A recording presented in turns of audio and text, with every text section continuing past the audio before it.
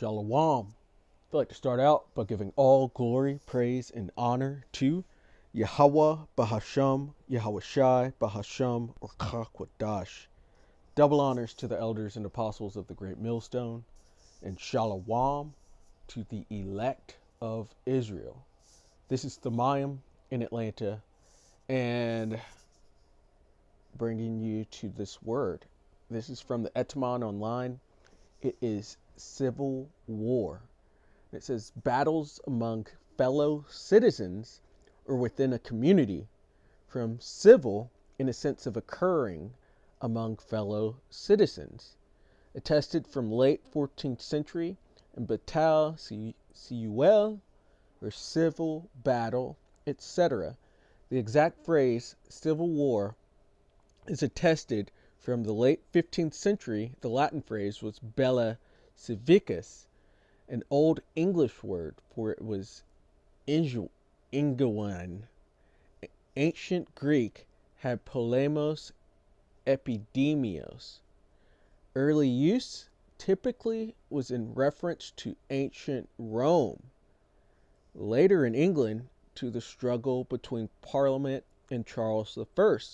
Charles I was King James's son, and this battle that it's speaking of, this was marking the end of Israelite rule in Europe.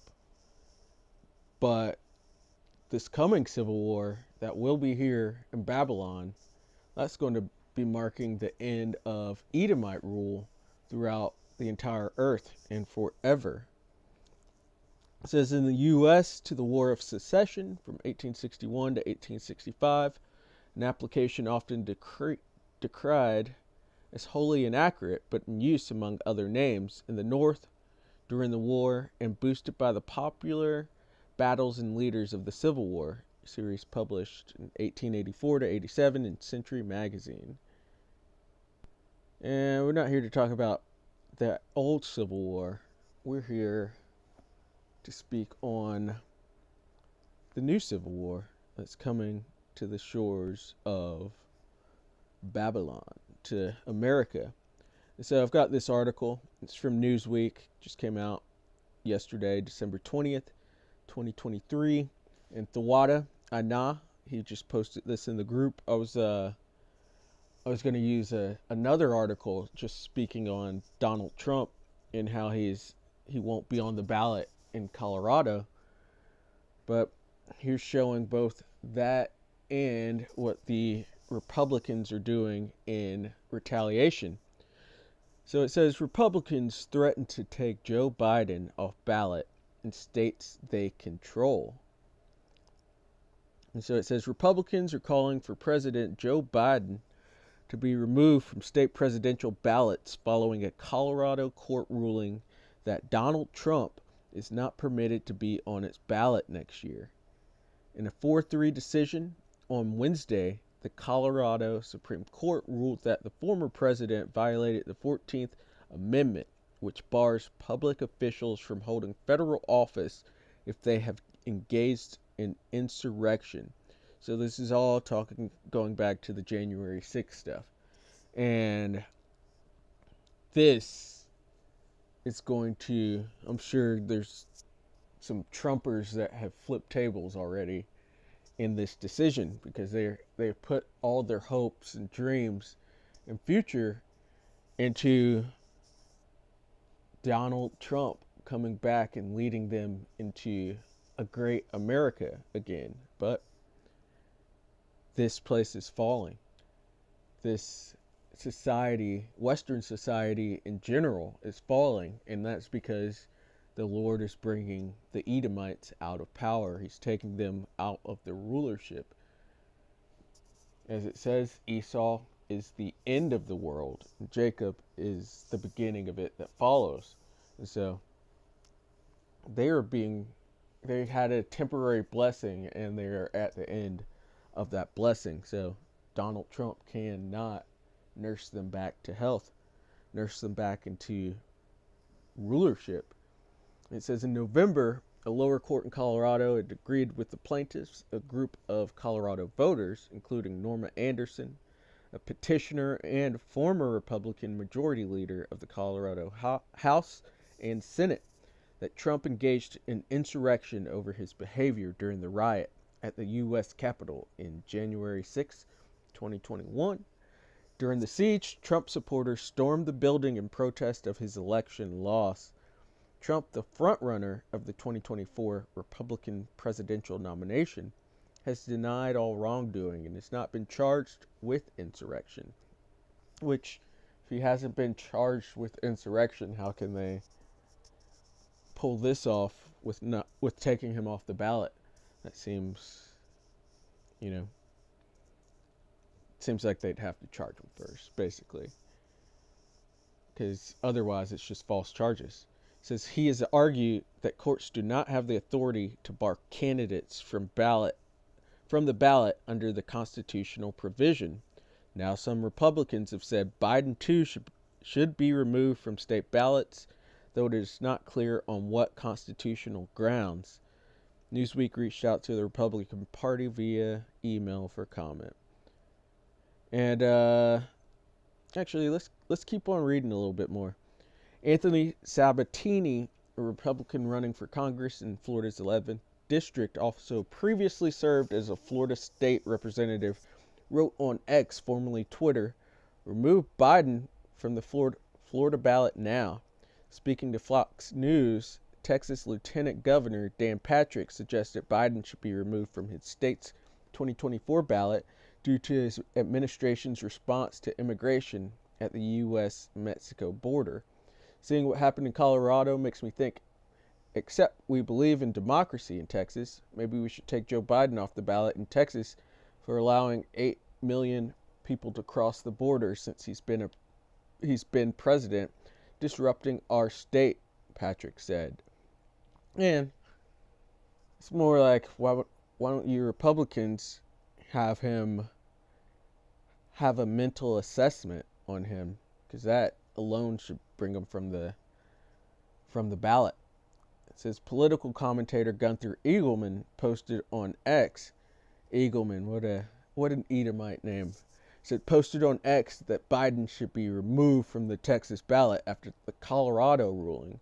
Peachy Keenan, a conservative commentator and author, took it a step further, writing on X, "All red states should immediately petition their courts to remove Biden from the ballot." The Colorado Supreme Court said in its ruling, a majority of the court holds that President Trump is disqualified from holding the office of president under Section 3 of the 14th Amendment to the United States Constitution. President Trump did not merely incite the insurrection, it added. Even when the siege on the Capitol was fully underway, he continued to support it by repeatedly demanding that Vice President Pence refused to perform his constitutional duty by calling senators to persuade them to stop the counting of electoral votes. These actions constituted overt, voluntary, and direct participation in the insurrection. And so, Satan's children are going at each other back and forth, and they are divided. They're heavily divided. And Yahushua spoke on this. That's why we went into that word civil war.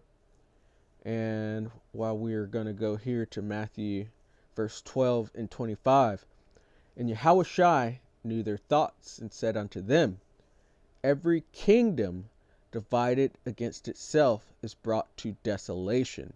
And so this being Satan's kingdom, he came in with division. He, from his start from back in the Roman kingdom, they had this two-party system between the plebeians and patricians, and in this revived Roman Empire, they have another two-party system between the Republicans and the Democrats, and that already brought division, but that division is just multiplied and multiplied to where, Lord willing, they start shedding each other's blood very soon. And that'll be just one of the many ways in which Babylon will fall, between the civil wars and the civil wars here, as well as the people invading one another, just the complete downfall of this society, of its economy, of people believing in one another. It's going to turn very cold. And then it's going to go into, there's also going to be world wars going on, the nukes going off, Yahushua returning, and the end of this place is desolation. And it says, "In every city or house divided against itself shall not stand. And if Satan cast out Satan," and those Edomites, the self-proclaimed white man, they are the children of Satan. They're Satan's people, just as the Israelites are the Lord's people. The Edomites are Satan's people, because he has a people too, and that's who he brings his lies and deception through, as well as the violence and everything left on the left side. He brings that through the Edomites. Not that there can't be wicked of the other nations, but Satan's people are those Edomites, and they are in rulership currently. It says, "And if Satan casts out Satan, he is divided against himself. How shall then his kingdom stand?" And so this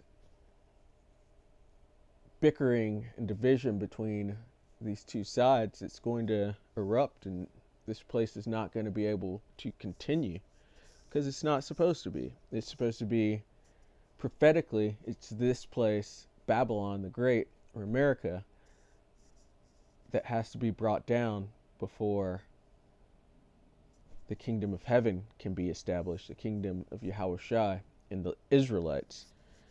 And so all of Esau's power has to be taken away, and that includes the beast as well, NATO and the EU, as well as the other heathen nations. All rule, power, and authority has to be put down, and Yahushua shall reign.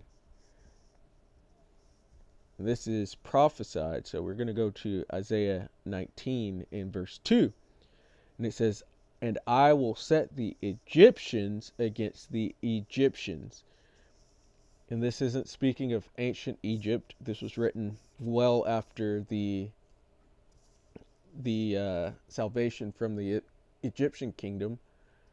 This is speaking of a future or a prophetic Egypt, and that being right here in Babylon, that being right here in America. It's America, or this kingdom, is an amalgamation of all of the previous kingdoms. It's a little bit of Egypt, it's a little bit of Rome, it's a little bit of Greece, a little bit of Babylon and Assyria, and the scriptures refer to it as that. It'll call it by those different names, and it's a little bit of Sodom as well.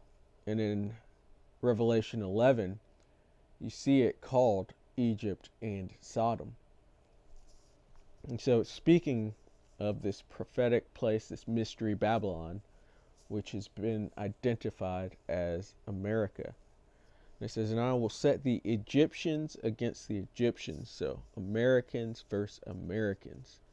"And they shall fight everyone against his brother, and everyone against his neighbor, city against city, and kingdom against kingdom."